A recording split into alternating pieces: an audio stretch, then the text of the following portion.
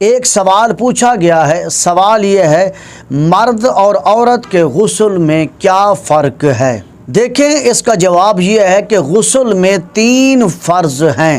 چاہے مرد غسل کرے یا عورت غسل کرے، ان پر غسل کے 3 فرض ہیں۔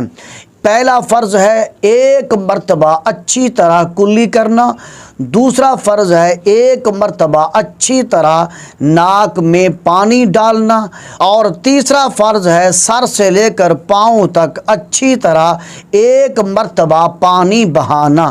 یہ ہے غسل میں 3 فرض۔ اور غسل کرنے کا سنت طریقہ یہ ہے کہ جب کوئی مرد یا عورت غسل کرنے کا ارادہ کرے تو ان کو چاہیے کہ سب سے پہلے غسل کرنے کی، پاکی حاصل کرنے کی دل میں نیت کر لیں۔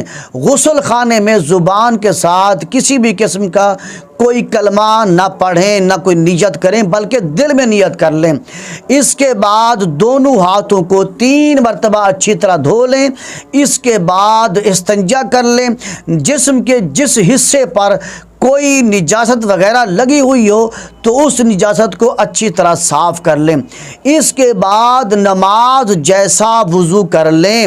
جیسے ہم نماز کے لیے وضو کرتے ہیں، دونوں ہاتھوں کو دھوتے ہیں، پھر 3 مرتبہ کلی کرتے ہیں، پھر 3 مرتبہ ناک میں پانی ڈالتے ہیں، پھر چہرہ 3 مرتبہ دھوتے ہیں، پھر دونوں بازوؤں کو 3 مرتبہ دھو لیں۔ اس کے بعد سر کا مسح کر لیں۔ پھر اس کے بعد دونوں پاؤں کو دھو کر وہاں سے ہٹ جائیں اور نل کے نیچے بیٹھ کر سر پہ پانی بہائیں۔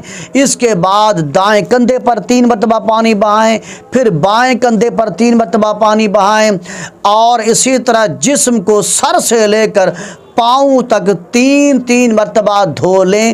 یہ ہے غسل کرنے کا سنت طریقہ۔ تو معلوم ہو گیا کہ جس طرح مرد کے غسل کرنے میں 3 فرض ہیں، اسی طرح عورت کے غسل کرنے میں بھی 3 فرض ہیں۔ تو جس طرح مرد غسل کرنے سے پہلے نماز جیسا وضو کرے گا، اسی طرح عورت بھی غسل کرنے سے پہلے سنت کے مطابق نماز جیسا وضو کرے گی۔ تو معلوم ہو گیا کہ مرد اور عورت کے غسل میں کوئی فرق نہیں ہے۔